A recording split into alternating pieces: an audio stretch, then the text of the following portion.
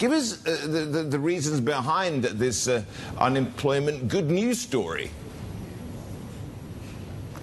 Hi, Risha. Good morning. Of course, we have seen the unemployment numbers coming in, and there we're seeing a decline, and the numbers coming in at a one-year low. In fact, for the month of September, unemployment figures as released by a private research agency called CMI has come in at 7.09%, which is almost 1% percentage point lower. And this is on account of rural activity remaining quite steady despite weak monsoons. Remember, India has seen a weakest monsoon in almost about 5 years. There was a big concern that we will see El Nino effect played out. However, that remained rather muted, and that was one of the reasons that sowing kept happening for some of the winter crops such as wheat, and that was the reason that rural activity remained steady. Besides that, urban joblessness also decreased pretty significantly,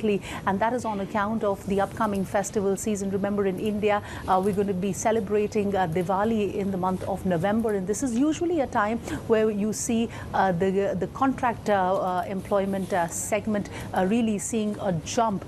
So that is the reason that we're seeing the numbers coming in pretty low, and a one-year low this time around. And remember, creating enough jobs for India's 1.4 billion people remains a key task for Prime Minister Narendra Modi, as he will face national polls due next summer. He has been giving out employment letters every single month for the last couple of months because he wants to address the issue of high joblessness in the country.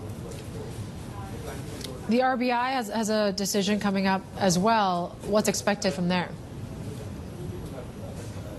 Oh, well, absolutely right. As CJ pointed out as well, markets are squarely focused on the central bank action that will be out on Friday. And it is widely expected that the central bank is going to be maintaining a hawkish pause and will continue to retain a stance at withdrawal of accommodation. However, the central bank will be focusing a lot on global developments as well as domestic developments. As far as global developments are concerned, remember, crude prices have inched up and remain significantly above the RBI's own estimate of almost about $85 per barrel.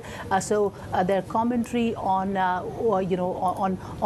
the impact that crude prices will have on the Indian economy and on their inflation projection will be closely watched out for. Markets are also watching out for the impact on the rupee, with you yourself mentioning that we're just about six paisa away from a record low yet again. So with the dollar strengthening, the focus will be on the inherent weakness in the Indian rupee as well. And as far as domestic factors are concerned, we have seen the weakest monsoon in 5 years, with the June to September rains about 6% below normal.